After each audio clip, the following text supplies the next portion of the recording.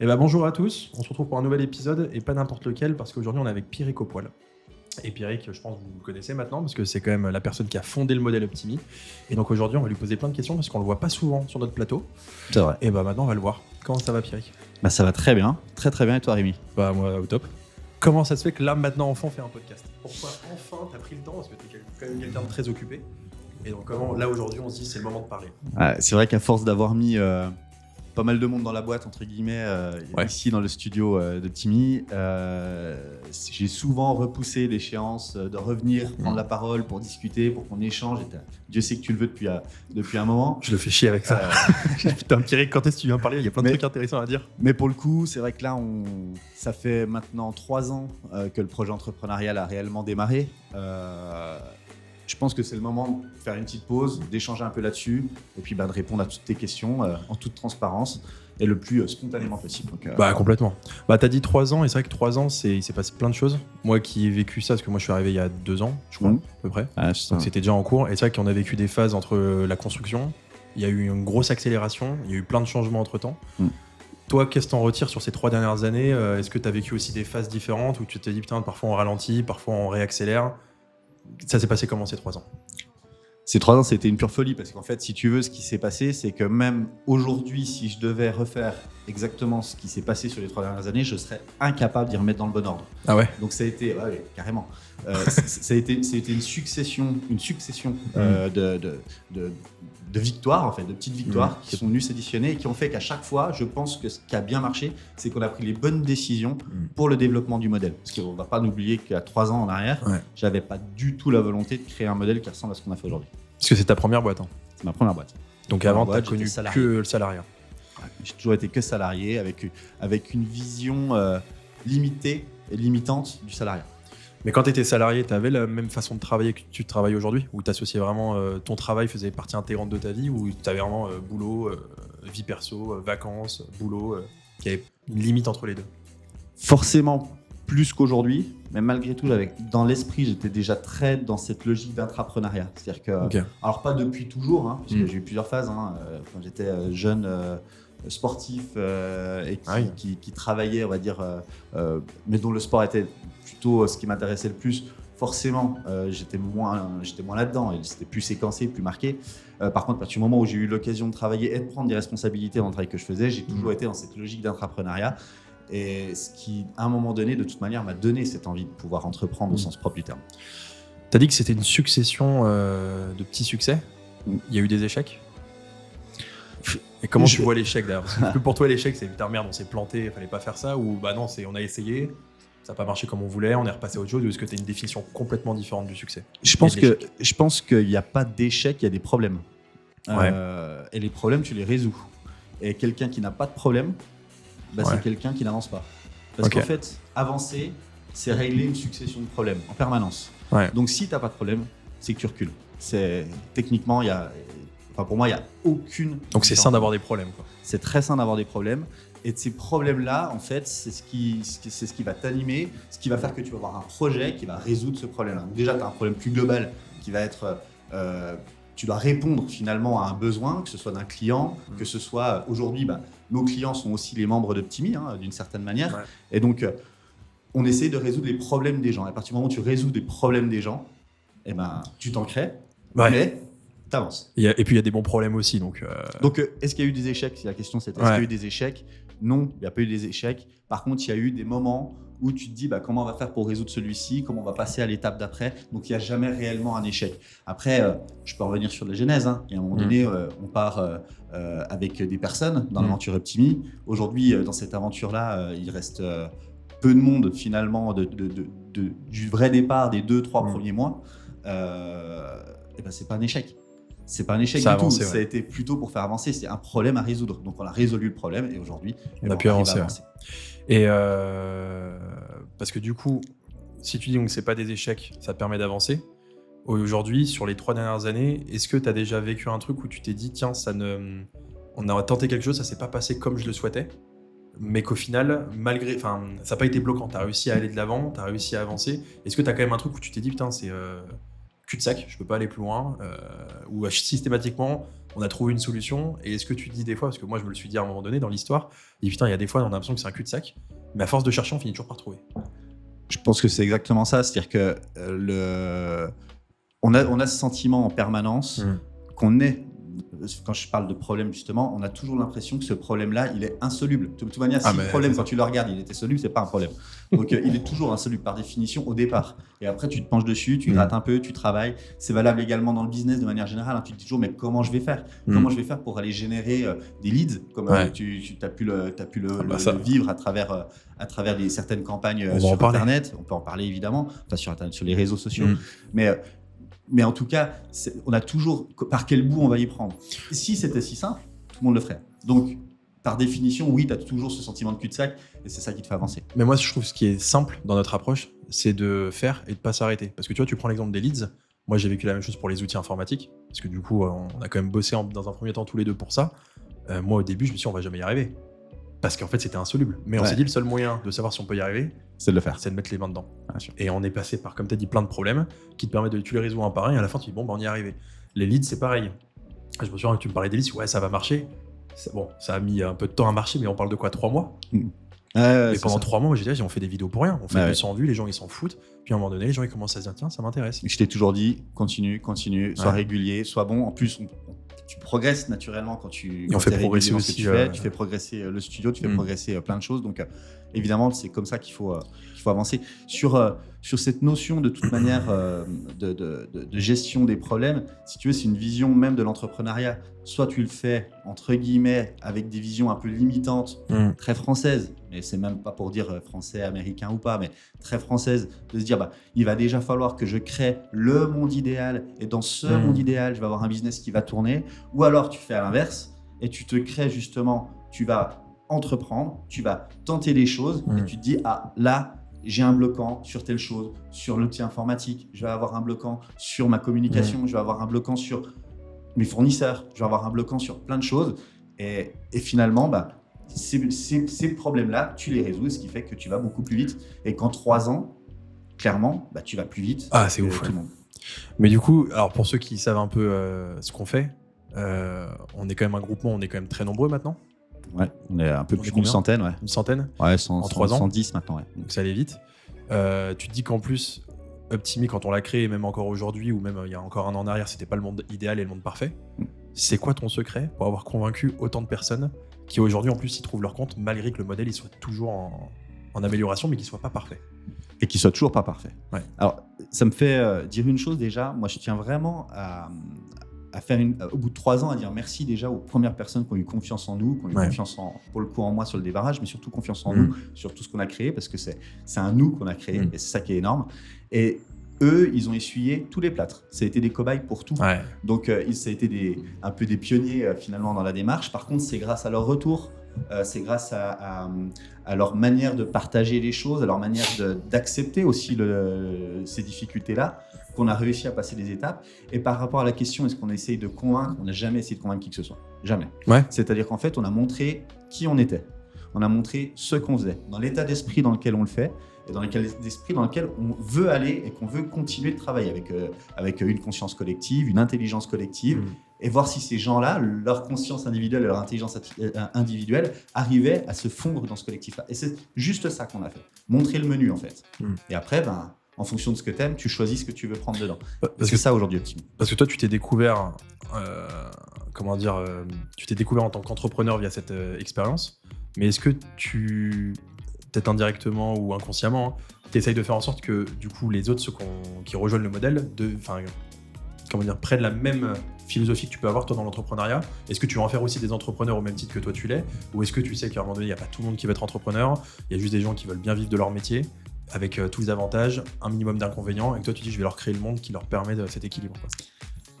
C'est exactement l'idée de se dire on va créer le meilleur des mondes entre l'entrepreneuriat et le salariat, dans une logique de créer un monde dans lequel les gens vont pouvoir entre guillemets entreprendre pour les nuls. Quand je dis entreprendre pour les nuls, ça veut dire quoi? Ça veut juste... c'est péjoratif, ça.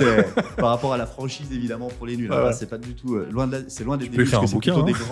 On a la chance d'avoir plutôt des très grands talents avec qui on travaille. Et c'est ça qui est absolument fabuleux. Et on a eu l'occasion, lors des séminaires, des réunions, d'échanger. À chaque fois que je partage, je me dis, mais ils sont trop forts, en fait. Il y a des cracks. C'est ça qui est bien. Vraiment, et ce sont tous des cracks. C'est ça qui est à leur manière, à leur façon de faire. Mais c'est tous des cracks.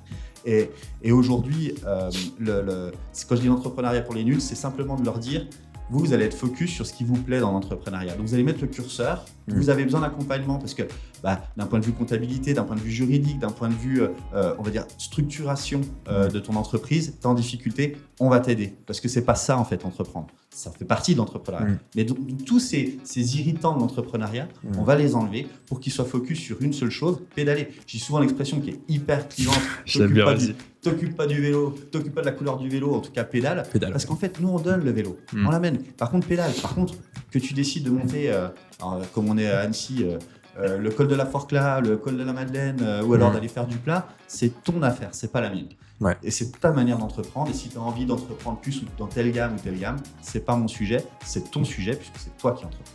C'est ça qu'on en voit beaucoup. Moi, j'ai vu beaucoup de CGP qui restent dans leur modèle salariat parce qu'ils ont fait une expérience en entrepreneuriat, soit dans un mauvais groupement, soit tout seul. Ils disent mais c'est trop de galère en fait. Je ne fais plus mon métier. Je passe 50% de mon temps à faire de l'administratif, faire du réglementaire.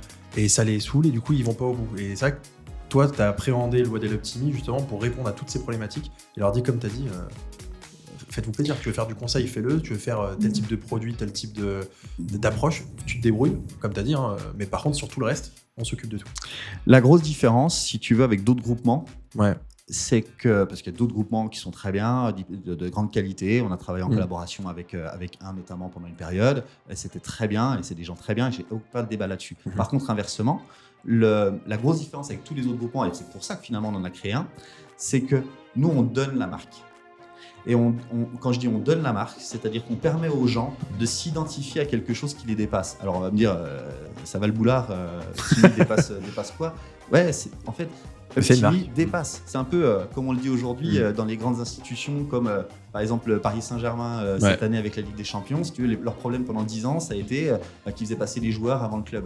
Nous, aujourd'hui, on est dans la même logique, c'est-à-dire que le club, c'est Optimi, et on a plein de joueurs qui sont super bons, qui gèrent leur carrière, qui gèrent leur portefeuille, qui gèrent leur envie d'avancer. Par contre, toujours dans le cadre de ce qu'on leur fournit par rapport à Optimi, et où on écoute leurs besoins. Parce qu'évidemment, s'ils ont besoin de telle chose en plus dans l'outil informatique, ou s'ils ont besoin de tel produit, de travailler sur telle thématique, ou surtout de telle formation, parce que c'est surtout là qu'on axe évidemment notre accompagnement, on va le mettre en place, mais pas dans l'autre sens. Donc aujourd'hui, si on fait une liste des principaux éléments qu'on leur apporte, qui sont opérationnels et qui fait vraiment la différence, que ce soit avec les autres groupements ou même avec d'autres modèles, ça serait quoi cette liste de ce qu'on apporte vraiment aujourd'hui qui fait la différence avec notre équipe? Je pense qu'on a la meilleure plateforme aujourd'hui pour vivre le métier de courtier ou CGP par l'intermédiaire de notre outil phare, notre CRM. Le CRM, c'est en fait hyper limitant de dire ça parce que c'est un CRM, c'est une plateforme, c'est tout ce qu'on veut. Il y a plein de choses à l'intérieur. C'est loin d'être que un CRM. C'est un OS. Il y a la partie CRM. J'aime bien dire que c'est un OS. C'est un OS complet. Et je pense que celui-ci, on a le meilleur. Je pense aujourd'hui aussi qu'on apporte quelque chose de sécurisant en termes de communication pour le client final et notamment par l'intermédiaire des vidéos que tu fais régulièrement sur les solutions financières, sur les produits de formation qu'on fait plus ou moins tous aujourd'hui pour pouvoir fournir de la formation à tout le monde là-dedans. Donc ça nous permet aussi d'avancer. L'autre chose qu'on fait de très particulier, c'est justement notre solution financière. Aujourd'hui, on n'oublie pas que l'idée de départ n'était pas de faire un groupement. L'idée de départ, c'était pour moi et pour mes clients de créer un monde dans lequel on allait leur proposer les meilleures solutions comme s'ils étaient multimillionnaires. Et en fait, je voulais que chaque client se sente dans la peau d'un multimillionnaire, même quand il va placer 5 000 euros, et qu'il soit traité de la même manière. Parce qu'aujourd'hui, on ne va pas se mentir, la vente de retail classique par banque, par assurance, c'est souvent les plus mauvais contrats auxquels les banques et les assurances peuvent créer, alors qu'ils savent faire des choses absolument magnifiques. Donc nous, ce qu'on a fait, c'est qu'on discute avec eux de l'autre côté, on va dire, du rideau. Et on leur dit, maintenant, allez, on se met ensemble et on crée des choses plutôt sympas pour les distribuer de manière plutôt sympa. Et je vais même témoigner, pour le coup. Parce que moi, on va pas rentrer dans le détail, mais tu sais qu'il y a quelques jours, j'étais dans le sud. Et on s'est confronté du coup à des produits d'une banque privée. Et pour moi, j'étais là, je dis, banque privée, c'est fort. Enfin, la concurrence va être incroyable. Voilà, je me dis, ils sont au même niveau, peut-être mieux, peut-être une autre approche. Et on se rend compte qu'en fait, on est devant eux, en fait. Alors peut-être pas tout le temps, ça sera pas toujours le cas. En tout cas, c'est là où moi j'ai réalisé que j'espère ça m'aidera à on a l'esprit de le faire. Voilà. Mais c'est vrai que je me dis tu le disais surtout au début, un peu moins aujourd'hui, mais que Uptimi, c'était aussi rendre la gestion de patrimoine haut de gamme accessible à tous. Et comme tu as dit, c'est qu'aujourd'hui, quand tu as quelqu'un qui pose 5 000 €, tu peux lui dire, je vais te traiter comme quelqu'un qui pose 1 million d'euros. Tu lui fais une allocation, tu veux diversifier son risque, diversifier le secteur. Exactement. Et moi, je vous dis, ça change la différence. Clairement, Et là, on parlait de produits financiers. Que de produits financiers. Et la partie immobilière, on a exactement la même démarche aujourd'hui. Et le développement de la partie immobilière est complètement dingue. Et j'ai la chance, et on parlait quels sont les succès, les échecs. Le plus grand succès, c'est d'avoir réussi à convaincre, peut-être à ce moment-là, des personnes qui étaient dans un confort de vie, un confort de travail, dans un autre corps de métier, en tout cas qui vivaient différemment leur métier que quelqu'un comme moi, qui venait plus de la gestion de patrimoine classique, et donc plus immobilière, en l'occurrence là, pour les personnes concernées, et d'arriver à les convaincre, de leur dire mais venez, on fait la même chose que ce qu'on a fait pour les produits financiers. On va vendre des plus belles solutions. On va commercialiser des choses où les gens vont se retrouver, vont pas prendre une paille dans 10 ans parce qu'on n'était pas sur le bon produit au départ. Et ça, c'est vraiment aujourd'hui quelque chose qui nous tenait vraiment à cœur et ils sont rentrés dedans. Mais ça, tu t'en es rendu compte, toi, à un moment donné où tu as... Parce que moi, je m'en suis rendu compte au moment de le faire. Mais je savais qu'on avait une super offre financière que j'exploitais. Je voyais qu'on avait la partie IMO, mais j'avais pas encore fait le lien entre les deux. Me dire, putain, j'ai l'impression, l'un des seuls groupements à faire autant de qualité sur le financier que l'immobilier, mais à faire un pont entre les deux mondes et créer une synergie entre les deux. Parce que souvent, tu vois des groupements qui font que de l'IMO, et peut-être ils le font très bien, que du financier, alors qu'en fait, tu as un manque à gagner quand tu connectes les deux. Oui. Quand tu dis il y a d'autres groupements qui le font, je pense qu'il y a d'autres groupements qui le font et qui rajoutent finalement une porte dans leur bureau avec quelqu'un qui va faire l'immobilier. Nous, on a intégré complètement dans la démarche l'immobilier. Alors, encore une fois, pour chaque entrepreneur individuel dans Uptimi, chacun le vit de manière différente et certains le vivent de manière très éloignée et d'autres le vivent de manière très intensive avec notamment des vrais passes qui se font en apport d'affaires sur la partie immobilière. Et ceux-ci, ils ont tout compris. Après, je ne dis pas que les autres, ils n'ont rien compris, je dis juste qu'il va falloir un petit peu plus de temps pour emmener tout le monde dans cette démarche-là. Et nous, on l'a vraiment intégré. Là où d'autres groupements aujourd'hui sont dans une logique où c'est une option. Uptimi font de l'immobilier, on va faire de l'immobilier. Bon voilà. Et puis demain, si on vend des churros sur la plage, ils vont venir vendre des churros sur la plage. Mais non, c'est pas. Il n'y a pas d'histoire, il n'y a pas de lien dans leur manière de faire. Après, c'est très bien, mais en tout cas, voilà. Et pour finir notre discussion, là, on a fait la liste de tout ce qui a fait la différence. Il y a certainement une liste de choses qu'on aimerait mettre mais qui ne sont pas encore là. Donc des manques. Et donc du coup, c'est quoi les prochains projets sur au moins les 3-4 prochains mois? Qu'est-ce qui nous manque dans Uptimi? Qu'est-ce qu'on pourrait développer? Quelles sont les nouveautés qu'on peut dire ou pas? Ça, je te laisse gérer. Et donc, c'est quoi un peu le futur court terme? Si tu as envie d'aller jusqu'au moyen terme, long terme, c'est toi qui décides. Mais au moins, voilà, c'est quoi la suite d'Uptimi pour continuer de parfaire le modèle? La suite complète, je la connais pas. Ouais. T'as bien une petite idée? Allez, dis-nous. Après, si je la connais bien jusqu'à fin 2026. Après, fin 2026. On est sur du moyen terme du coup. Je sais qu'on n'a pas la même vision court terme, moyen terme. On est sur du long terme. Ah ouais. Non, mais par contre, blague à part, on est aujourd'hui dans une situation où on a énormément développé d'outils ces derniers temps. Donc, on va continuer de consolider nos outils, notamment dans le traitement des données, dans ces choses-là. Et il y a un énorme travail qui va être fait sur les 3 prochains mois. Et ça, c'est vraiment très important et ça nous tient à cœur pour préparer un chantier qui est encore plus important pour nous, c'est pouvoir rendre accessible Uptimi également en full digital. Ouais. Et ça, c'est vraiment quelque chose sur lequel on travaille. Tu sais bien, tu es bien placé pour le savoir. On est dessus. Et on est vraiment dans cette logique-là. Après, là, on a le lancement également du fonds KS Kant Return qui a été mis en place donc depuis le mois de juin. Ça fait 1 an qu'on travaille dessus. On parlait de rencontres, mais pour le coup, Arnaud Hofstetter, et vous pouvez voir un podcast d'ailleurs. Je crois on mettra le lien. On mettra le lien directement. Voilà. Donc, j'inviterai les gens à aller regarder un petit peu ce qui se passe là-dessus. Mais pour le coup, ça fait 1 an qu'on réfléchit à une solution pour enfin rendre accessible les produits retraite, notamment l'investissement, on va dire périodique ou alors progressif à tout le monde. Et le fonds KS Kant Return répond à ça. Il va contrer en fait les gestions pilotées toutes pourries qu'on trouve dans l'ensemble des contrats aujourd'hui, avec tout le respect que j'ai pour l'ensemble de nos partenaires d'ailleurs. Mais une meilleure gestion de risque, il y a plein de choses. Voilà, une meilleure gestion de risque, une meilleure manière de voir les choses, puis surtout tu sais ce que tu fais, quoi, tout simplement. Le client final, c'est ce que... Donc, je pense qu'on est arrivé... Ça, c'est les projets sur lesquels on va travailler très fortement. pour aussi continuer de former et de développer finalement les équipes autour de ces solutions-là.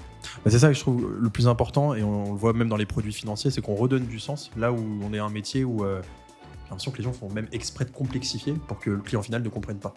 Et tu vois, tu prends le cas du KS Quant Return, c'est la première fois que, même moi, à titre perso, on nous explique ce qu'il y a derrière une unité de compte, la philosophie qu'il y a derrière, pour dire, voilà, monsieur le client, je vais vous expliquer, il y a des cycles économiques, il y a des hausses de taux, il y a de l'inflation, il y a du chômage, c'est un cycle, et on va en profiter. Exactement. Et on vous montre la stratégie derrière, tandis que c'est pour ça que j'étais un peu déçu en banque privée, je me suis aperçu que même ça, ils ne le maîtrisent pas. Non. Et que c'est juste, il y a un produit, il rapporte tant, fais confiance. Le problème est toujours la même chose, et c'est pour ça que je te parle dans les 3 mois, qu'est-ce qui va se passer, c'est beaucoup de formation. Parce que le problème est toujours la même, c'est la formation. C'est pas la compétence des entreprises à proprement parler, intrinsèquement des grands groupes, des grands noms, et je vais bien évidemment bien me passer de citer des noms. C'est pas du tout le manque de solidité de ces entreprises-là, puisque c'est sur ces mêmes entreprises qu'on s'appuie aujourd'hui. Mais c'est sur la formation et leur volonté de former les équipes qui mettent en face du client final. Donc c'est là-dessus qu'aujourd'hui, on a un cap encore à franchir. On a la chance d'être très très bien accompagné et d'avoir des très belles équipes. On va continuer à les aider à être encore meilleurs dans ce qu'ils proposent. Je pense qu'on a plein qui sont très contents de t'avoir vu aujourd'hui. Quand est-ce qu'on peut espérer te revoir ? Dans 3 mois. Dans 3 mois. On se refait un point dans 3 mois. Allez, dans 3 mois. Bon, on fait comme ça. Merci Pierrick en tout cas. Merci bien. À bientôt.